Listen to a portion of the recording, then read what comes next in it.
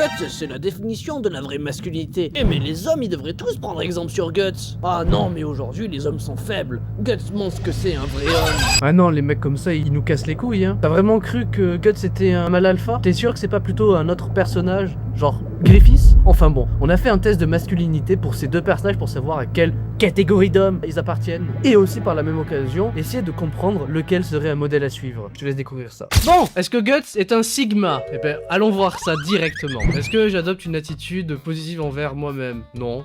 Non, Guts dépressif. J'ai une préférence pour la théorie, les attractions et je peux passer pour quelqu'un qui dise non, Guts, rien à foutre. Je suis ambitieux, c'est Griffiths qui est déterminé. Griffiths, c'est le vrai Sigma.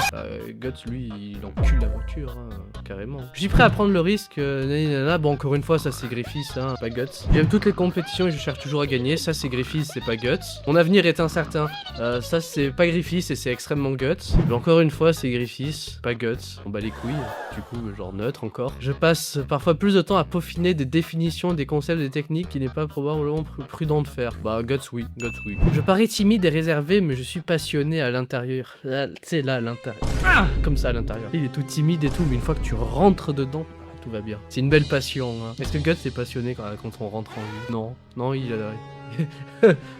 Donovan dirait que oui. J'exige beaucoup des gens qui m'entourent. Griffiths, oui. Guts, non. Je récompense généralement les gens s'ils font ce que je dis. Griffiths, oui. Guts, ça va. Lorsque quelque chose d'imprévu se produit, je m'engage rapidement à trouver une solution. Ça, c'est le cas de Griffiths. Est-ce que c'est le cas de Guts aussi? Est-ce qu'il trouve des solutions, le petit Guts, avec ses petites fesses? Je sais pas.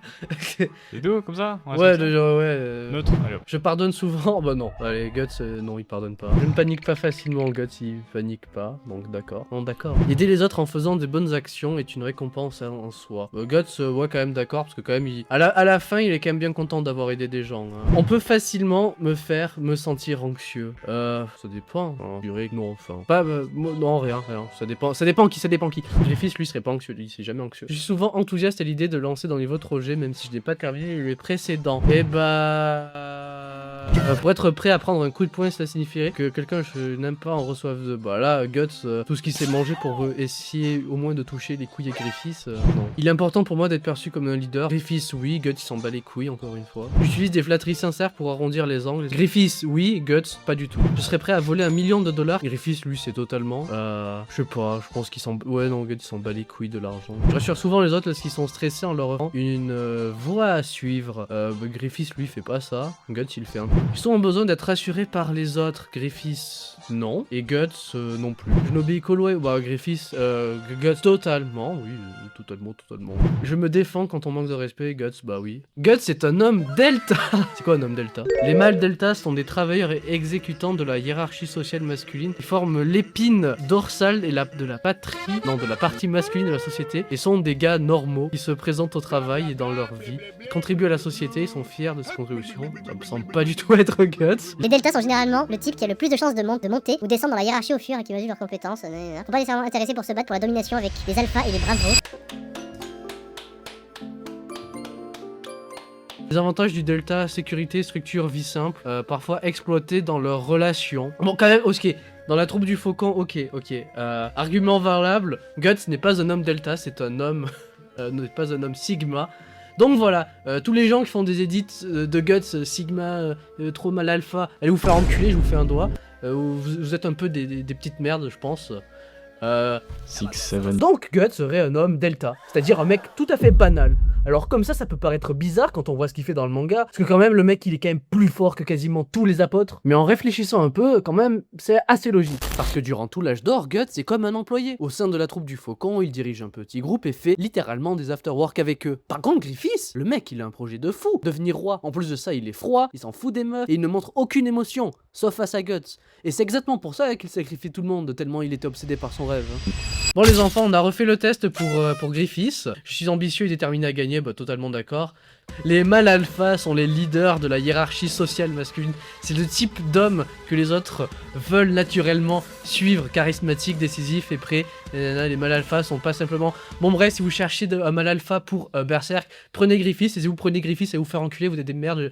Franchement, vous pouvez faire en mode, oui, Guts le Sigma, bah, on a vu que c'est Griffiths. Du coup, si vous cherchez à faire des trucs de Griffiths, bah en fait vous soutenez Griffiths, et du coup par la même occasion, bah, vous êtes un peu des merdes, franchement. Ou alors, peut-être vous saviez pas. Et maintenant, vous le saviez, vous aurez pu faire des edits en mode Sigma.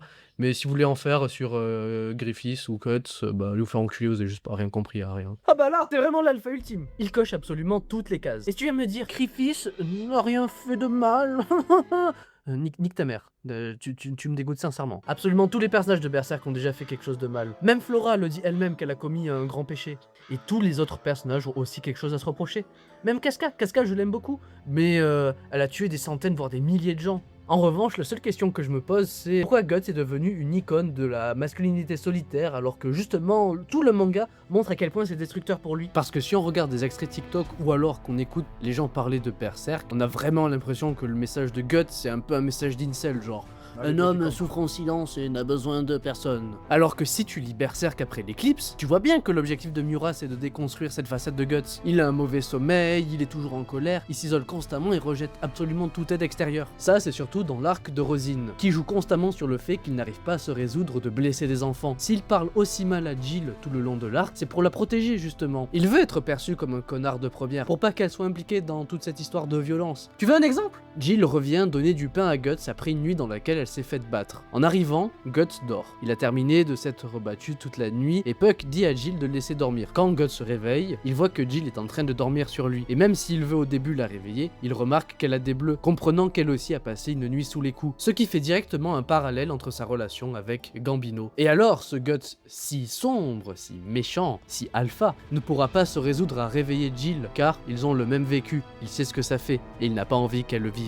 Et le passage qui explique le mieux ce que je veux dire, c'est le dialogue avec Godot. Parce que dans ce dialogue, Godot lui dit qu'il n'a plus le droit de parler de vengeance, car il abandonne toujours tout le monde quand les choses se compliquent. Guts pensait pouvoir se rapprocher de son objectif en oubliant ses émotions, mais Godot le ramène à la réalité. Il ne supporte pas la souffrance. Et toutes les nuances dont on vient de parler montrent bien qu'il n'aime pas être comme ça, mais il le fait pour sa propre survie, ainsi que celle des autres. Mais finalement, n'est-ce pas aussi leur cas à ces fameux fans de TikTok? Peut-être qu'ils souffrent aussi et ont besoin de se rattacher à quelque chose pour passer cette période. Et tout comme Guts, peut-être qu'un jour, ils verront qu'ils trouveront leur bonheur dans l'acceptation de soi plutôt que dans l'opposition. Comme moi, à 14 ans, quand j'ai voulu commencer Berserk après avoir vu une vidéo du chef Otaku, en me disant waouh, ce manga il a l'air trop sombre, si je me ramène au collège et que je le lis, oh putain, je vais être trop stylé, hein.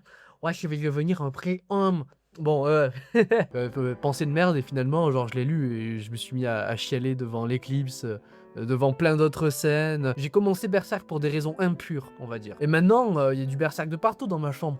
Oh là, regardez, là, il y a trois posters, il y en a plein d'autres. Bon, c'est Dragon Ball Super c'est de la merde, mais je suis juste un pigeon. Tiens, regardez. Juste au-dessus de là où je recorde, il y a un poster de Berserk, je me tourne à peine. Oh, deux trucs de Berserk, bon, là, c'est du Berserk aussi, mais c'est juste que le poster il tient pas, faut que je le fasse. Tiens, on se balade juste un peu. Oh là là, un illustration book. Et 2 mètres après, waouh, le tome collector. Waouh, l'édition prestige. Oh, mais mon dieu, encore des posters. Putain, je me retourne. Putain, il y en a d'autres. Putain, je tourne un peu en bas. Oh, des tomes.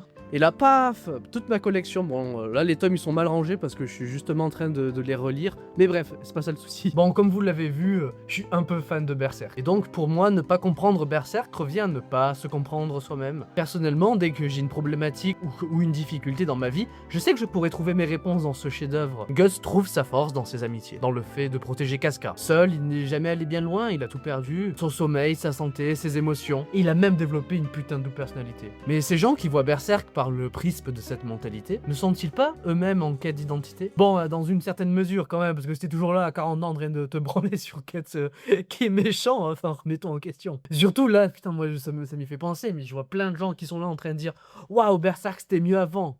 Berserk c'était mieux avant de quoi, fils de pute? Pourquoi tu trouves que les 3 premiers tomes sont meilleurs que l'âge d'or? Bah oui, parce que Berserk c'est sombre là, à ce moment-là. Dans l'âge d'or, Guts il est heureux, il fait des vannes, il a rien de sombre. Et puis même, de toute façon, si Berserk c'était mieux avant, pourquoi tout le monde dit que genre l'âge d'or c'est le meilleur arc? Pas logique. Enfin, c'est bon, au bout d'un moment arrête d'être monocouille et sois logique dans tes propos. Bon alors, lequel de ces deux personnages sont un exemple à suivre? On en a un qui a vécu la majorité de sa vie sans vrai but, et totalement soumis à ses émotions, et l'autre qui n'a vécu que pour son but sans aucune autre émotion. Est-ce que leur vie fait envie? Guts a vivre sans savoir pourquoi, dépressif, ou Griffiths qui certes est beau et riche mais ne ressent plus rien. À la fin du chapitre 364, Griffiths a quelques secondes dans lesquelles il ressent des émotions qu'il ne peut pas ressentir habituellement sous sa forme de God Hand. Et qu'est-ce qu'il fait? Il pleure et il dit qu'il se sent seul. Tout dans la vie de Griffiths est superficiel, il n'a plus rien pour lui en tant qu'humain. Et derrière cette façade du mec parfait et impassible, il reste seul et triste. Exactement comme Guts. Ces deux personnages arrivent à être exactement pareils tout en étant fondamentalement différents. C'est pour ça que Berserk c'est génial. N'utilisez ni Griffiths ni Guts comme représentation de votre identité. Si l'on ne peut les prendre pour modèle, c'est parce qu'ils sont extrêmement bien écrits. Mais s'il faut retenir quelque chose avec eux, voilà ce que ça serait. Il faut être ambitieux, se donner des objectifs, mais surtout ne pas s'oublier. Casca le dit directement à Guts en parlant de Griffiths. Un homme ne peut pas vivre isolé avec rien de plus qu'un rêve. I already told you. When a man aspires to greatness, he must also bear a great burden. And Griffith has suffered greatly! But Griffith needed someone. A man can't live in isolation with nothing more than a dream. It was you. Griffiths s'est oublié lui-même et a fini torturé pendant 1 an. Guts, lui, quand il s'est oublié lui-même, a passé 2 ans à errer dans les ténèbres en quête d'une vengeance perdue d'avance. Il y a une chose que je pense très sincèrement et que vous m'entendrez dire sur pas mal de vidéos. La pire chose qui puisse t'arriver, c'est te perdre de vue. Personnellement, il y a un moment où je me suis perdu, et j'en parle dans cette vidéo. Et le résultat a été dramatique, j'ai gâché 2 amitiés et une relation amoureuse à ce moment-là. Et j'ai causé beaucoup de tort à ces personnes. Je me suis convaincu que les autres étaient le problème, jusqu'au jour où j'ai compris que je m'étais totalement perdu. Entre le moment où j'ai commencé à me perdre et le moment où je me suis retrouvé, il s'est écoulé quasiment 2 ans, entre fin 3e et fin 1re. Je viens de me rendre compte que c'est un peu comme Guts, genre, putain, que c'est 2 ans pareil, après l'éclipse et quand il retrouve Casca et qu'il arrête d'être sombre, 2 ans, un peu comme moi. Je suis autiste. J'ai réalisé que je me perdais de vue juste en me questionnant sur qui j'étais, ce que je voulais dans ma vie, et en parlant seul, la nuit, dehors, sous moins 4 degrés, pendant une randonnée. Et la réponse que j'ai obtenue, elle m'a permis de me concentrer sur moi, et de pouvoir repérer ce qui est vraiment bon pour moi. Un peu comme Guts qui se verra bien plus heureux en défendant Casca et ses amis. Sois conscient de qui tu es. N'accepte que les gens qui ne te demandent pas de faire des compromis. Cela t'évitera de blesser des gens, et par la même occasion, de donner des regrets. Guts regrettera toute sa vie d'avoir abandonné Casca, tout comme il regrettera toute sa vie d'avoir quitté la troupe du Faucon. Mais maintenant, il a appris de ses erreurs. Il s'est dit qu'il ne l'abandonnerait plus. On fait tous des erreurs. On est tous à l'origine de la souffrance de quelqu'un. Toi et moi, on est coupables. Mais est-ce que ça veut pour autant dire que nous sommes condamnés? Qu'on doit arrêter de faire le bien? Perso, je pense pas.